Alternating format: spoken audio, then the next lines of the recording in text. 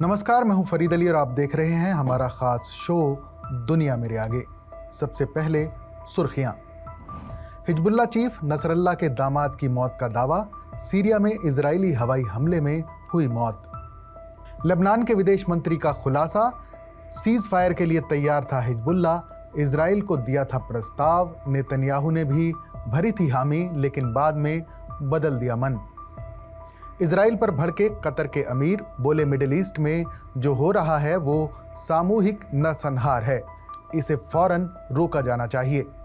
Israel ने नाराज होकर एंट्री बैन की तो ईरान के खिलाफ बोले यूएन महासचिव, कहा मिडिल ईस्ट में जैसे को तैसा वाली हिंसा के घातक चक्र को रोकने का वक्त आ गया है। बांग्लादेश की अंतरिम सरकार का बड़ा फैसला, अमेरिका दौरे से लौटते ही मोहम्मद यूनुस ने भारत में मौजूद उच्चायुक्त समेत अपने 5 राजनयिकों को वापस बुलाया। अमेरिका में हेलेना तूफान का कहर, मंगलवार तक 135 लोगों की मौत, राष्ट्रपति बाइडेन और उपराष्ट्रपति कमला हैरिस ने तूफान प्रभावित इलाकों का किया दौरा। राष्ट्रपति चुनाव से पहले मुश्किल में फंसे डोनाल्ड ट्रंप, कैपिटल हिल हिंसा मामले में सामने आए नए सबूत, बढ़ सकती हैं पूर्व राष्ट्रपति की मुश्किलें। ईरान इजराइल के बीच तनाव बढ़ने से शेयर बाजारों में भूचाल, सेंसेक्स में आई 1800 अंक से ज्यादा की गिरावट, निफ्टी भी 2% से ज्यादा गिरा। अब हम आपको बताते हैं कि ईरान, इजराइल और लेबनान की जंग में ऐसे कौन से मुस्लिम देश हैं जो इजराइल से दोस्ती निभा रहे हैं और जिनकी दोस्ती के गुरूर ने नेतन्याहू को 7वें आसमान पर पहुंचा दिया है। साल 1948 में इजराइल के गठन के बाद फिलिस्तीनी समर्थक मुस्लिम देश इसके खिलाफ रहे। कई बार इजराइल और मुस्लिम देशों की जंग हुई, मगर फिर धीरे धीरे हालात बदलते रहे और एक एक करके कई देश इजराइल के खेमे में आ गए। इस रिपोर्ट में हम आपको बता रहे हैं कि मिडिल ईस्ट और पश्चिम एशिया के मौजूदा समीकरण क्या हैं। इजराइल पर ईरान के बैलिस्टिक मिसाइल हमले ने मिडिल ईस्ट को जंग के मुहाने पर लाकर खड़ा कर दिया है। ईरान ने मंगलवार को इजराइल पर 180 से ज्यादा मिसाइलें दागी थीं। इस हमले को इजराइल के प्रधानमंत्री बेंजामिन नेतन्याहू ने ईरान की बड़ी गलती बताया और खुली धमकी देते हुए कहा कि ईरान ने जो किया है उसे उसकी कीमत चुकानी पड़ेगी। नेतन्याहू ने कहा, जो हम पर हमला करेगा हम उस पर हमला करेंगे। ईरान के हमले के बाद मिडिल ईस्ट एक बड़ी जंग के मुहाने पर आकर खड़ा हो गया है। मिडिल ईस्ट में कुल 18 देश हैं, जिनमें से 13 देश अरब दुनिया का हिस्सा हैं। तो चलिए आपको बताते हैं कि ईरान, इजराइल और लेबनान की जंग में इन खाड़ी देशों का क्या रुख है। इजराइल ने साफ कर दिया है कि वो अपने दुश्मनों को खत्म करके ही दम लेगा। फिलिस्तीन और लेबनान में हमास और हिजबुल्लाह को तबाह करने के बाद अब इजराइल ने यमन के हूती समूह पर हमले शुरू कर दिए हैं। इस बीच इजरायली पीएम बेंजामिन नेतन्याहू ने ईरान को चेतावनी दी कि वो बिल्कुल भी हमला करने के बारे में ना सोचे। उन्होंने कहा कि अगर कोई तुम्हें मारने के लिए उठे तो उसे उससे पहले ही खत्म कर दो। हमने हसन नसरल्लाह को खत्म करके यही किया है। ईरान के समर्थन वाले हिजबुल्लाह और हमास जैसे संगठनों को सबक सिखाने के बाद इजराइल का जोश 7वें आसमान पर है। लेकिन इजराइल के इस जोश, आत्मविश्वास और जिस तरह से उसने दुश्मनों को ठिकाने लगाया है, उसमें उसके मित्र मुस्लिम देशों का भी अहम रोल है।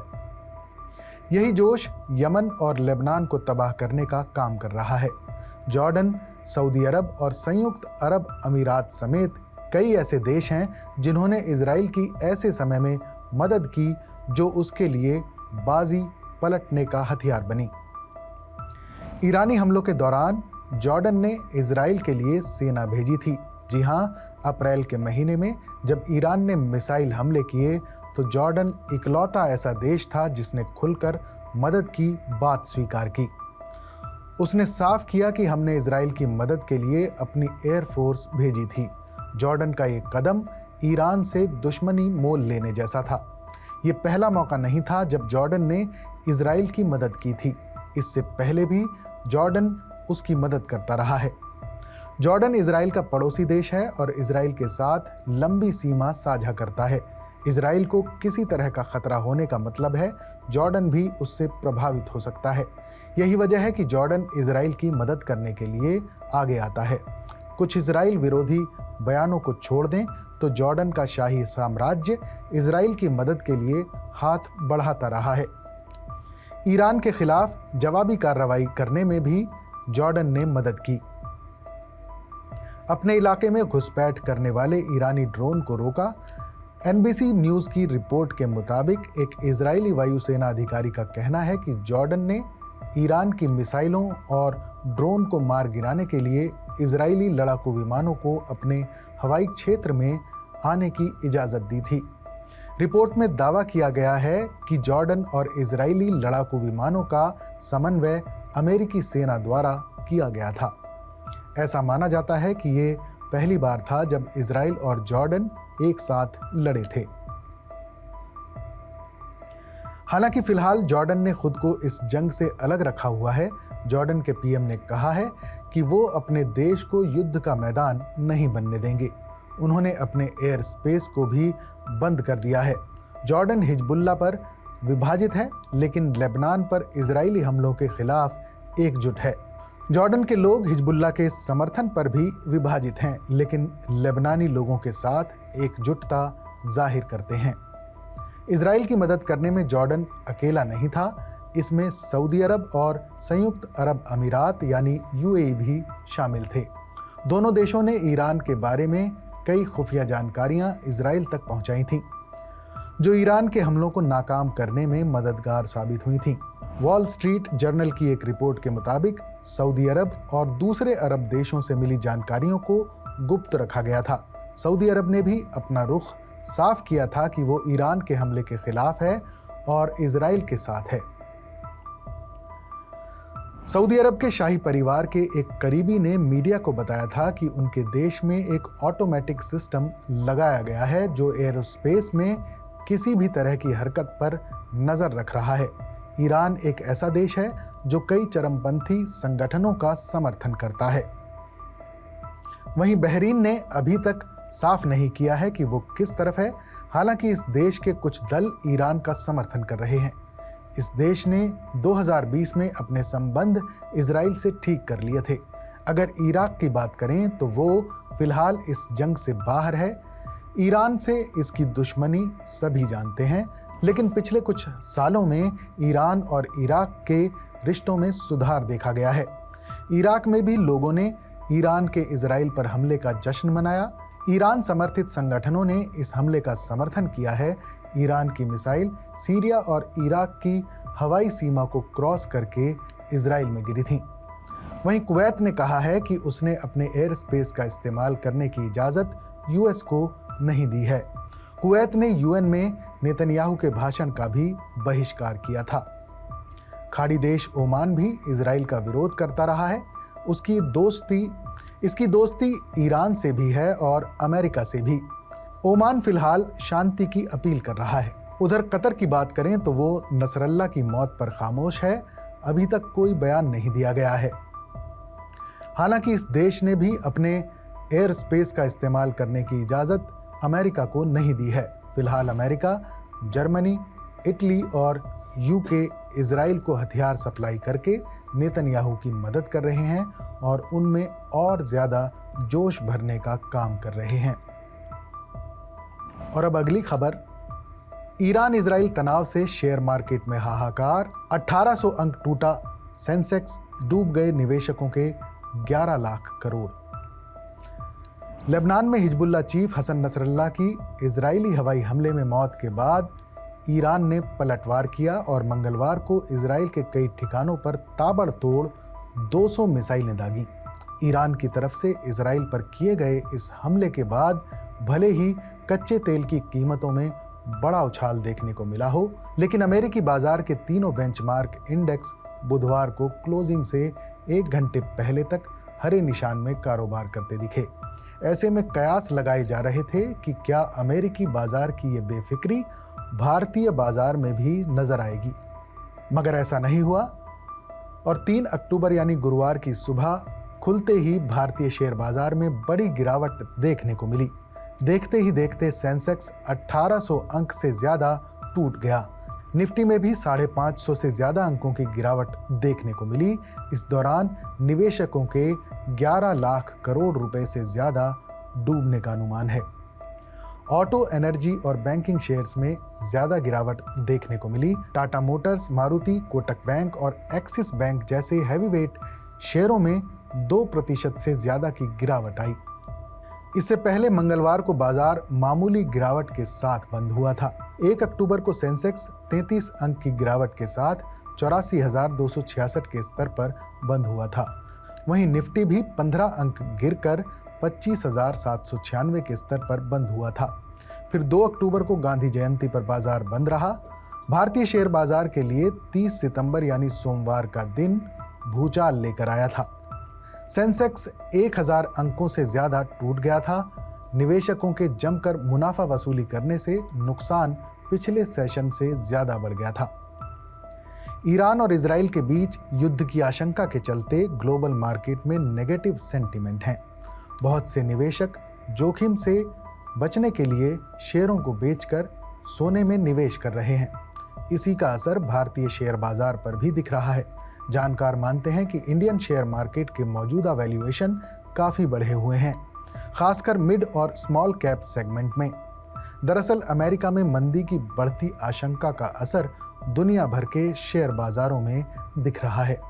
बाजार में आ रही इस बड़ी गिरावट से निवेशकों में बेचैनी बढ़ गई है।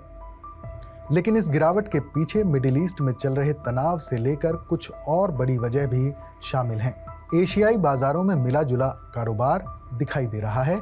चीन की रणनीति ने बाजार का रुख पलट दिया है। जानकारों के मुताबिक चीनी अधिकारियों की तरफ से घोषित मौद्रिक और राजकोषीय प्रोत्साहन के चलते चीन की अर्थव्यवस्था में सुधार हुआ है। इसी वजह से वहां की मार्केट में उछाल आया है। निवेशकों को वहां ग्रोथ की संभावना नजर आ रही है। ऐसे में बहुत से विदेशी निवेशक भारत की जगह चीन की तरफ रुख करना बेहतर समझ रहे हैं। गुरुवार को शंघाई मार्केट में 8% से ज्यादा का उछाल देखने को मिला। दरअसल सितंबर में पीएमआई के 49.8 पर आने के बाद चीन के शेयरों में तेजी आई है। वहीं जापान के निकेई में भी गुरुवार को 2% से ज्यादा की तेजी रही। हांगकांग के हैंग सेंग इंडेक्स में 2.43% और कोरिया के कोस्पी इंडेक्स में 1.22% की गिरावट हुई है। 2 अक्टूबर को मिडिल ईस्ट में बढ़े तनाव के बावजूद अमेरिका का डाउ जोन्स 0.09% चढ़कर 42,196 पर और नैस्डैक 0.08% चढ़कर 17,925 पर बंद हुआ। नेशनल स्टॉक एक्सचेंज के डेटा के मुताबिक विदेशी निवेशकों यानी FIIs ने 1 अक्टूबर को 5,579 करोड़ के शेयर बेचे और इस दौरान घरेलू निवेशकों यानी DIIs ने 460 करोड़ रुपए के शेयर खरीदे। इस समय दुनिया भर के शेयर बाजारों पर बड़ी गिरावट का खतरा मंडरा रहा है। वैश्विक अर्थव्यवस्था से लेकर राजनीतिक हालात इस तरह के बन गए हैं कि ये जोखिम बढ़ता ही जा रहा है। अमेरिका और चीन जैसे देशों की अर्थव्यवस्था की सुस्ती हो या पश्चिम एशिया और यूरोप में जारी जंग, कुल मिलाकर ग्लोबल लेवल पर माहौल शेयर बाजारों के खिलाफ बन रहा है। बाजार को अगर कोई एक झटका लगा तो जबरदस्त तबाही आ सकती है।